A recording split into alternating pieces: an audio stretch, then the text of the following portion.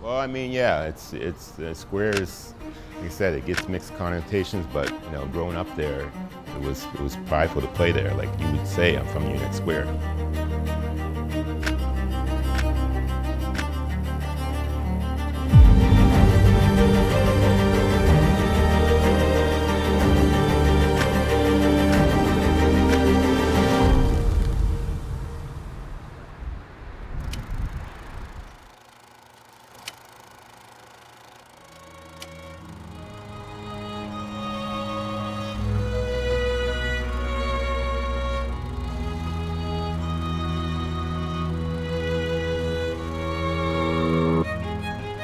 We all live in our own homes out here, detached homes, where our children can run around. For me, why I think so many people are proud to say that they're from the square or they're from the North End or they're from Goddard Street is because of the history related to it. And, one of the big aspects is what happened in Africville. Yeah, well, I mean, the connection between Africville and Uniacke is very simple. Like, Africville was uprooted. Basically in the middle of the night. They tore down the church, moved people in dump trucks, and they basically were telling them it's for a better life. But Mr. Steed, everybody thought it was such a bad place. Who?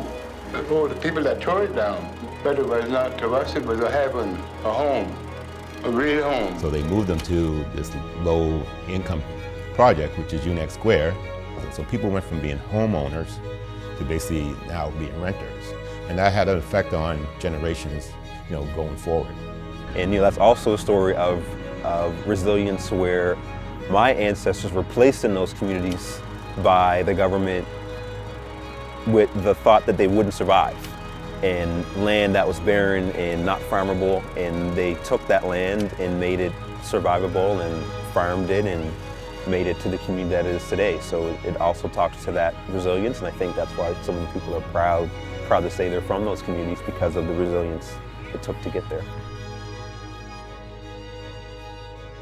So when I think of Goddard Street growing up, so like the community aspect of it, it was by many people who didn't live in the area, it was sought as the place where you don't go. But we saw it as our community, and we loved all the people and their complexities. I think people just really need to understand that North End Halifax is a family. Picture being in an area where you might need some help and not knowing where to go. In this community, you can go to any door. For me, Uniacke Square was a very positive experience. A lot of black families, a lot of close-knit communities. If you needed something, you go next door to your neighbor. You knew everybody in your community. It's family, right? Being here, playing basketball here in the mornings till 11 o'clock at night was everything. We all dreamed about being in the NBA. We all had our own little competitions. That was really our only place to go play outdoor basketball. We could never get into a building, and then so it was always outside. But that court was it's the heart of the community, man. One thing that I've been told a lot about is the black tournament. Yeah, wow. What is it and what is the significance? I hope you're asking Sean Mantley that question too. Sean. I know, I'm seeing it. He had a high top. Oh man, it was way, way back.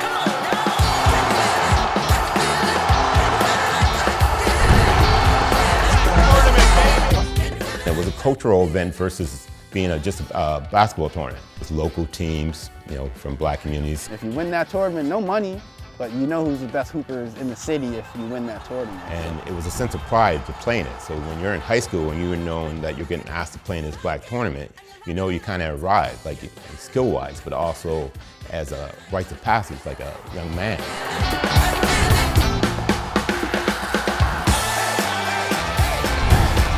People would bring and wear their Sunday bests.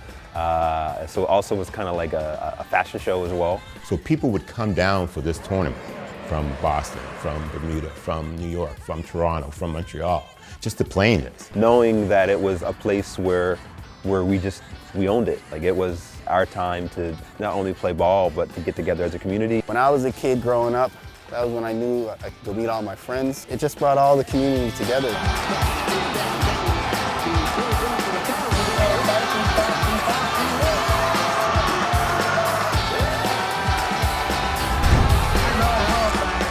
I would say my dad was a pretty good basketball player, so watching him, dunk on people, score on people, he can shoot with both left hand and right hand was something I remember, and just try to emulate his game through my game as well. So when I wanted to see true talent and people breaking backboards, that's the place to go. And it's been missing for, I think, the last 10 years, it hasn't been. And like I said, I've heard about other, tournaments happening in other parts of Canada, but there was no other tournament like this. It was amazing, man. It was amazing. It's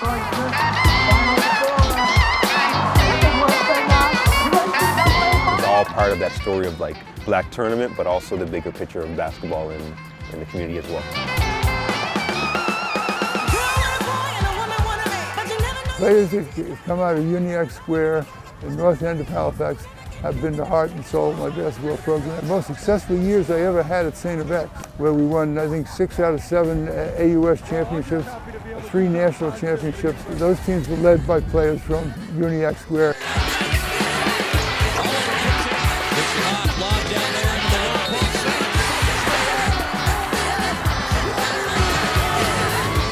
That outdoor play, that really generated that type of player that we are, aggressive, wanting to really, play at our best. And we've created some stellar players here. Art and expression is super important to this community, just for the amount of creativity that we happen to have here. Just the belief of wanting to do better, wanting to achieve, and developing through that artwork. What art and culture bring to a community is that they make a community an actual community. A lot of times we glorify places like New York. Why do we glorify them? Because of the culture. You know what I mean? Like, we talk about the pizza, we talk about the art, we talk about the theater, we talk about music that came out of there. When you get to tap into what is directly happening on the ground, like, those are the things that make a place interesting. I have identified as an artist for my entire life, and just basketball, it was one of those things, even though I sucked at it, I just wanted to keep doing it, so I knew there's something there. This project is beautiful in the sense that I get to exercise both sides of that brain.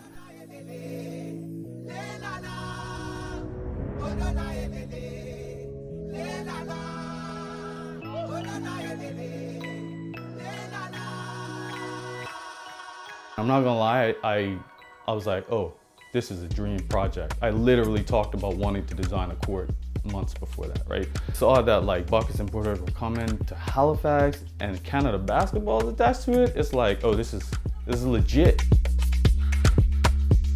When I found out I was chosen, I felt like I was on the right path.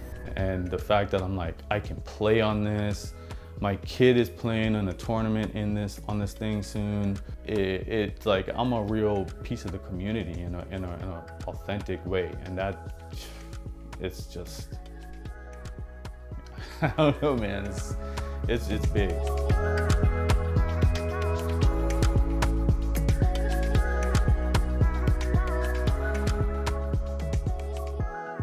And everybody, make some noise for yourselves for showing up here tonight and showing your support for the community.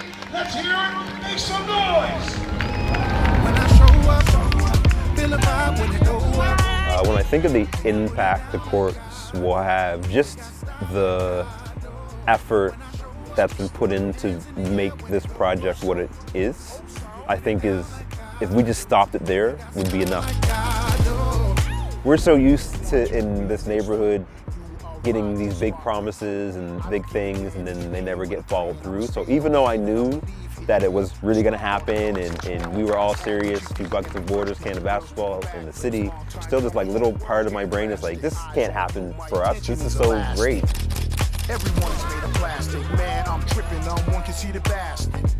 Scratch a sniff on the last hit, I don't puff, little miss, so I pass it. On a personal level, I love the fact that I'm going to be able to pass the torch to my daughter because she also plays. So the fact that I played on this court, the fact that she'll also play on this court, it's everything to me.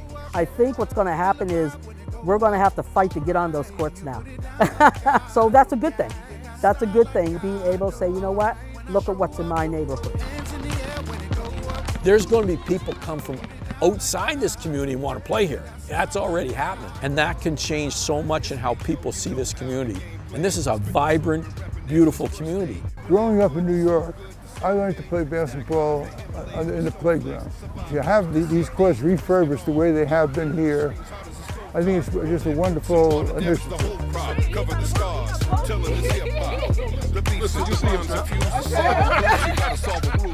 Skilled with it, built different, acoustics move major. Fresh cut rhyme with the taper. Big leagues that got them pitching to me underhand. Signed deal was a dream, Alice in Wonderland. So for me, basketball is like it's life. Like without basketball, I wouldn't be here anymore. Hopefully this colorful court will get more and more kids out, right? And hopefully you can do camps on it, do tournaments on it, and get it useful. You know, you don't have to be a basketball player in order to play on the courts. Just bringing community together and people from all around the world is a great thing, and especially if it's shared on the basketball court. We got a lot of things on the go, but we're here right now. Yeah. So let me see your hands in the air, put them up right now. I think for me what stands out is the ability to be able to play and to have the friendships that I still have to this day.